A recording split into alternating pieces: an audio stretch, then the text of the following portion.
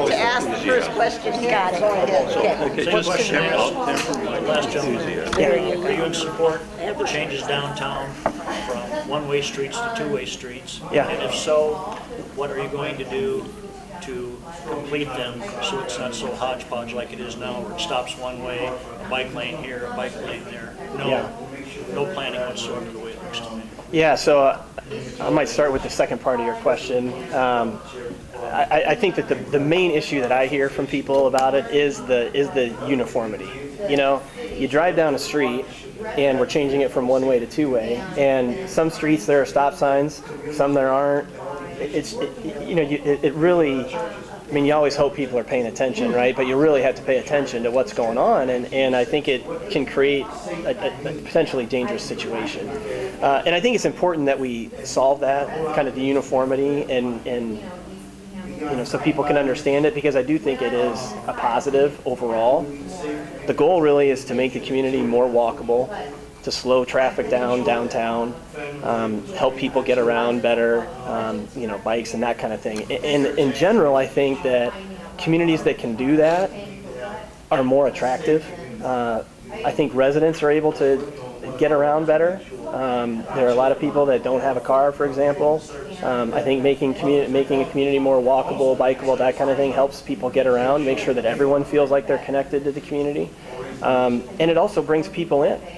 So, I mean, you drive around downtown, especially just south of downtown on a weekend, and there's so many bikes out there.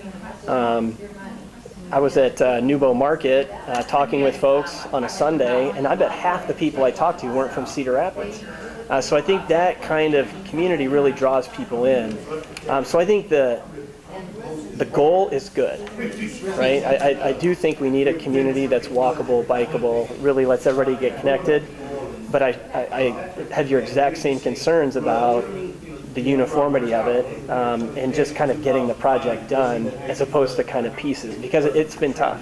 There's no question it's been tough. Somebody want to go ahead. Question: what do you see wrong with Cedar Rapids? And if you see nothing, I mean, if the answer is yes to that, tell me whether it be in the city. If the answer is yes to me, tell me what it is. If the answer is no, then why are you running? Well, the answer is not no. I mean, I think. But just name one thing. Well, if you're name one thing that's wrong. Yeah, just one thing. We don't have time for a line. Well, so I mean, I'll name what I think is like the biggest one that kind of underpins a lot of the other issues, and that's trust. Right? There is a level of distrust, I think, with city government amongst a lot of folks, and it manifests itself in a lot of ways. Whether it's public safety, whether it's how we're going to do flood protection, whether it's how we get our street projects done, whether or not the penny for paving for progress is actually being spent on roads. I mean, ultimately, a city council, leadership in any organization really, but since I'm running for city council, ultimately the city council has to have the trust of folks, and so there are a few ways I think we can build it. One is transparency. I think doing a better job of letting folks know the decisions that are getting made, the process by which they're getting made, so that people, if they have an opinion, can give it and provide it before everybody walks in for a meeting and votes. I think that's a big one. And then the second part is, once a decision's been made, the follow through. The city council then, once a decision's been made, saying, look, this is the process that we went through. This was the decision, and we're going to be accountable for that. We said we're going to use the penny for 10 years to do these road projects. We're going to prioritize them this way. Well, then that has to happen. And I think as soon as you start doing that kind of thing, then all of a sudden you can kind of get at some of the big issues because that level of trust has been established. Hey, I got a question that's related exactly to that. Yep. A lot of times the issue here really is related to the ballot language. Like the local option sales tax comes in, and this ballot language is just so broad.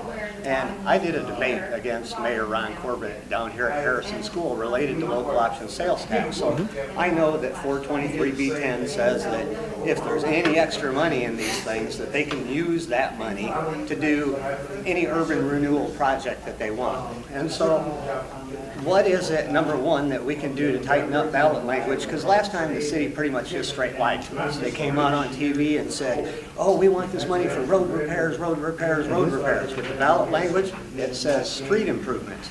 A road repair requires pre-existing damage. A street improvement means I can go up and tear a brand new street up, and as long as I make it better than it was before, I've done what I was supposed to. Okay, can we So, let him talk? yeah, about so that? what can we do to actually, tighten that up and actually come out and tell people the truth and not twist words about kind of those kind of things, and essentially call other council members out on this stuff when they do it too, and the news does it. I mean, I see it all the time. Thank you. Yeah, no, and I appreciate that, and it's a good question coming on the heels of the answer that I just gave about trust. And so, one, I think that's there are going to be disagreements about which road to do and in what order and that kind of thing.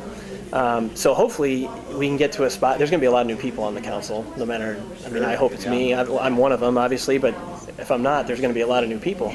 And so hopefully we can start to build that, because what's happened is once you get all those things in a row, the experiences that you've had, a lot of other people have said the same thing, then it basically makes it impossible, right, to get that done. So there are a lot of legal limitations about what exactly can and can't be put into a ballot language. But to me, ultimately, if we want people to support it, if we want a community to support it, and they want it for existing road repairs, then it's going to have to say existing road repairs, right? So It does, but it also says street improvements. well, so, and then the period should be after repairs instead of and, right? And so right. So I mean, ultimately, and that's a decision that a council makes when they approve the ballot language, and so. I like the fact that there is a ballot, right? And so that the community does have. What's that? And if you're in position, that'll be your. Well, that's right, to vote yes or no on the ballot language. And so I think that you have to understand. Over 10 years, right? There does need to be a little bit of flexibility, right? Because things are going to happen in 10 years. But ultimately, I think to sell it to people and get them to approve it, it's got to be specific enough so that they trust that the outcome's going to happen. We have a question. I just thought of something too anyway, and now maybe I'm wrong, but what time are the council meetings normally right now currently? There are 2 each month. Yeah. One is at noon or 1, and the other one's at 4. Yeah, and that's something some neighbors and I were talking about. It's like, I feel like, and they were saying too, it's like if there is something, first of all, it's kind of hard to get a hold of your council person. Yeah. And then having the meetings at the time of day they are. Right. If you're full-time working people, and a lot of us are yet, I'm working part-time, but those are times I am still working. Sure. You can't just pull out and get off. So you almost feel like you don't have any chance to really hear what all the discussion is. Have they ever considered doing it in evenings, or did they change to that? It was There's not changed. any- Or did they find that the attendance wasn't any better? I don't know. Well, I guess I can't speak to attendance before and attendance after, but it has changed in the last few years, maybe 4 years. And to kind of add to your point, I've also heard from a lot of folks who say that public transit doesn't last until after that meeting and the night meeting ends, right? So if you don't have a car, Yeah. you can't go to the night meeting either because there's no way to get home afterwards. So accessibility is a big issue. I think, we need to address that issue. I think we need to address it before the city council meeting step of the process, though, as well, because ultimately there's really not a whole lot of chance for discussion at that meeting. One of the things I did when I was in the legislature was hold neighborhood meetings, listening posts. I'd say every fourth Sunday I'm going to be in the Hy-Vee Deli, Yeah. having breakfast. Yeah, accessible. Come on and say hello. So I will do that. I also think it's important to get those emails and phone calls returned. One of the things I really enjoyed doing there was the constituent service. Somebody would call and say, hey, I have a problem with the Department of Human Services. I can't get this done. And, we dig in and work on that. And so that's something that I want to bring to the city council as well. I wish you were there, yeah, because I've been having lots of problems with DHS these days. Well, Finally called the big guy in Des Moines. So I appreciate that. But that's the same approach I want to take to the city council. You know, if there's an issue with a street or trash collection or whatever it is, you know, I want to dig in on I those just individual wondered, it just got me issues. to thinking, because the other night, somebody was talking about, I had asked Pastor Epps about flood protection, and you already said in your opening that you're for flood protection on both sides of the river, but he didn't have too much to say about funding. Can you talk a little bit about the reality of what you see of the funding of that? Yeah. So the way that this was intended to work in the couple years after the flood happened was that the city would contribute, the state would contribute, and the federal government would contribute, right? Everybody would kind of do their part. To me, it was important that both sides of the river got flood protection. The federal government in particular was not as interested in the west side. I think that's the wrong approach. You have to protect the whole community. So what I did as a legislator was lead an effort, bipartisan, to get about $300 million for the state's part of the payment. And that basically is not a new tax. What it allows the city to do is capture some of the growth, right? So if, for example, the city collected $10 million in sales tax in a year, if the next year they collected 12, then the city, instead of sending it all to Des Moines to spend, gets to keep some of that and do flood protection. Now, part of that was that the feds, like I said, are going to have to chip in. And I think it's become abundantly clear in the last 5 years they're not going to do that, right? I mean, it's just in the near term, I don't think they're going to do it. So to me, as a city, we need to identify our local source of funding, and that could be a number of different things. Some people have mentioned the sales tax. We're currently using it for roads for the next 10 years. To me, I think we should continue using it for roads. So then you also have the option of, you know, identifying some other source, you know, in the general fund or otherwise. And to me, we've had so many people reinvest their time and energy and emotion in rebuilding their houses, in rebuilding their businesses, that the city needs to put a priority on finding that local match and getting that basically insurance policy put in place. So it's up to us now. It's up to the city council to identify that source. I think there's a few different sources. You know, I think we continue asking the federal government for it, but I just think the reality is we're not going to get it to match the state money. Mine's sort of a follow-up to the flood, and of course, I'm the housing person and was right after the flood because I dealt with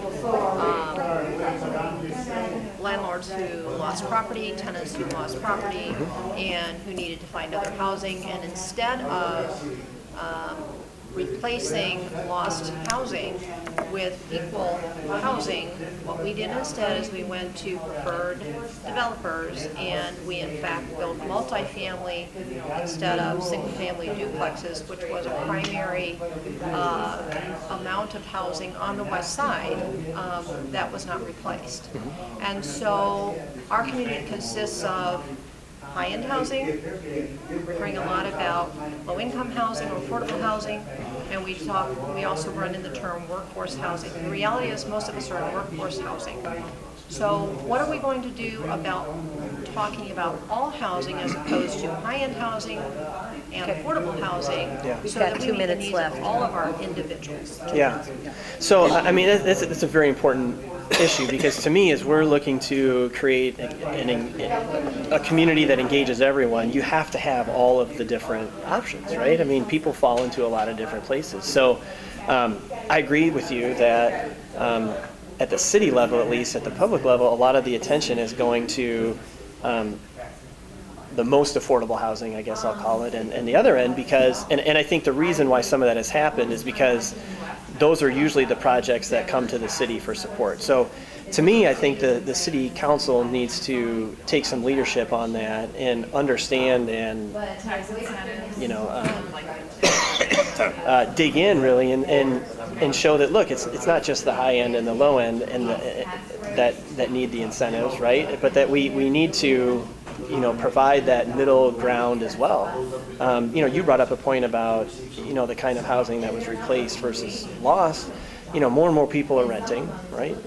Just overall, we're not quite as, it's not happening quite as quickly as it is on the national level here. but especially younger people are renting, they're not buying. And so to me, it's an important issue to have. I mean, I think one of our big issues is growing the population in Cedar Rapids. It's important for job creation, it's important for economic development, and a lot of that comes down to housing.